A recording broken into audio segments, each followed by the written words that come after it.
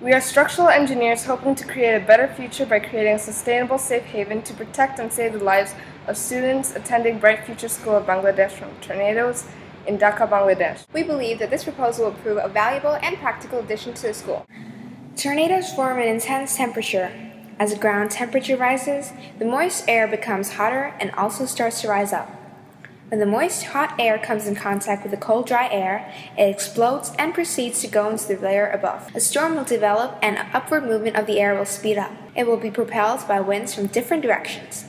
And later, a cone or funnel will drop out of the clouds, forming the tornado. Now, why tornadoes occur in Bangladesh? Tornadoes usually happen in countries with flat, plain land like Bangladesh. Flat land allows wind to move around freely as there is no mountains or obstructions to block the wind. On plain land, there are winds from different directions which cause the cone of the tornado to rotate. It is common in places with dry or dry-cold climate as cold air will be coming in from one place and the dry air from another, so it happens more in places that are surrounded by other countries, cities, or states. This is a map of the world tornado hotspots. The orange spots mark the places that are tornado prone. As you can see, Bangladesh is one of them. According to Kazan, Olga, the size of the country also affects how prone the country is to tornado.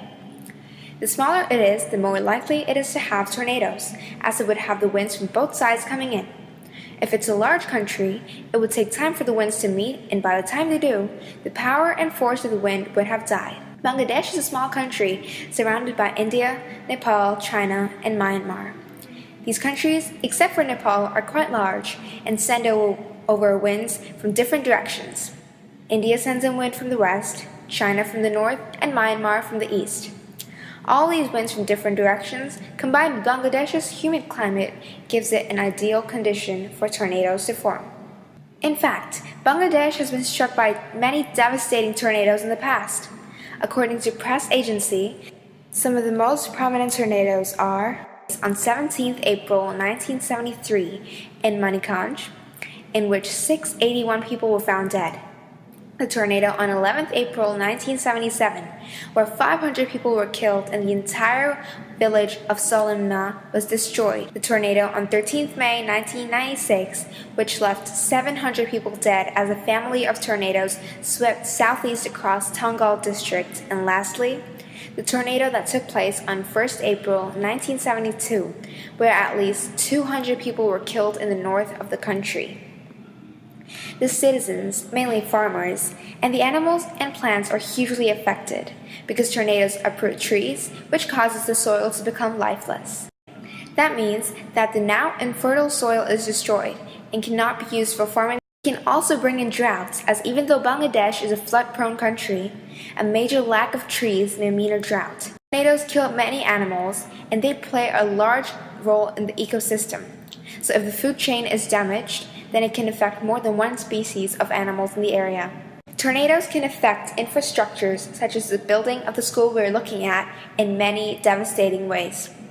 According to Wikipedia, a tornado of an E5 scale or above on a Fujita scale can suffer very serious destruction like roof loss of outer and some inner walls, and unanchored homes can be torn off the ground and carried away with the storm. The forces of a tornado include bending, shearing, and torsion. Bending is when a straight material becomes curved, one side squeezes together, and the other side stretches apart. During tornadoes, there will be a lot of debris, and when heavy debris falls on the surface, it causes a bending effect. According to Physics Classroom, shearing is when a force is exerted by a surface as an object moves across it, or makes an effort to move across it. Debris can push against side walls or the floor tiles, as there will be two opposite forces pushing against each other. Torsion is when a straight material is twisted. When a tornado moves around in circular motion, it causes torsion, as the force of the tornado causes the material to twist. Aklam, I am Mr. Mohammed, and I've been a teacher at Bright Future School of Bangladesh for 60 years. Over the years, I have witnessed numerous tornadoes tear apart schools, homes, and other infrastructures. The school is in terrible condition because of the recurrent tornadoes. I have high hopes for this proposal, as it could save the students' lives as well as their futures. In Bangladesh, storms and floods are consistently occurring throughout the years, Since Bangladesh is facing climate change, natural disasters such as storms and floods will start to rise over the next few years.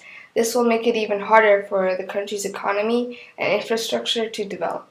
According to Bangladesh disaster statistics provided by PreventionWeb.net, the estimated economic damage for storms is more than 11 billion US dollars. The government of Bangladesh and their economy is affected by the dangerous tornadoes that strike the country 1 to 2 times, while heavy storms occur 3 to 4 times. The government will have to continuously look for money to rebuild infrastructure, find healthcare and other necessary aid that has been lost from the natural disaster. As structural engineers, we are proposing to create an above-ground shelter for a school in Dhaka, Bangladesh. The purpose of having a tornado-safe haven is to allow a safe area for students and teachers to seek refuge from strong winds, floods, and tornadoes. Our above-ground shelter will be stable enough so that it will not tip onto one side during a disaster. All the walls, ceilings, and doors surrounding the shelter should be strong enough to withstand pressure from tornadoes and shield off impact from debris. Family Safe Above Ground Shelter suggests that the shelter should be made from thick reinforced concrete around 4 inches wide that is elevated above the ground with a solid concrete base. There will be a steel triangular base door to make sure that it is strong enough to withstand a lot of pressure. According to the article Design Criteria for Tornado and Hurricane Safe Rooms, these materials will ensure that it can withstand impact and winds reaching higher than 130 to 150 miles per hour. According to Dean Bryan from News OK, above-ground shelters prove to have a lot of necessary advantages that underground shelters are not capable of doing, such as how they do not get damp and smelly no matter the size of the shelter. The shelter is a multi-purpose area to hold meetings, gatherings, being a storage room, and is capable of protecting students from intruders or can be used for other emergency purposes. There is less chance for you to get trapped in compared to an underground shelter. In America, where tornadoes also occur, families, schools, businesses, and companies are able to provide their own safe haven to protect themselves when a disaster strikes. According to Family Safe In-Ground Shelter, they have said residents were able to survive using safe rooms and tornado shelters in different states from the U.S., such as Alabama, Oklahoma, Arkansas, and Tennessee. We are going to create our shelter from reinforced concrete and steel.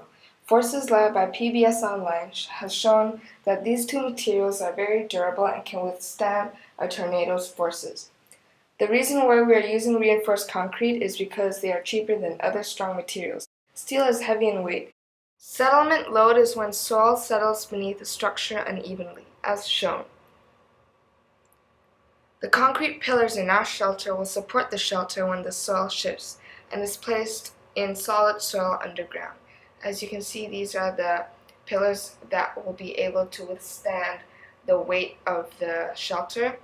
Here is the soft soil that shifts, while the pillars are placed in solid soil. There will also be a thick layer of concrete here, a few feet above the ground, to make sure that it can withstand rising floodwaters, as shown.